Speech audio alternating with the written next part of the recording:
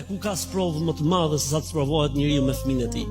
I dërguari Allahu sallallahu alaihi wasallam në një rast tregon se vetë Zoti i gjithësisë kur e sprovon njeriu me fëmijën, i dërgon disa melajke apostafat tek njeriu në momentin që i vjen lajmi për herë të parë. Ai e din, po që të mbetet histori dhe të tregohet. Allahu xhalla xhelalu i drejtohet melajkeve duke thënë: "Çfarë tha robi im?" Sa e mori vesh lajmin se i mora një pjesë nga shpirti i tij. Melajket thonë: "O Allah", tha: "Elhamdulillah. Falënderimet dhe lavdet ta kënë Allahu, se përderisa ka ndodhur, ta jedin më së miri."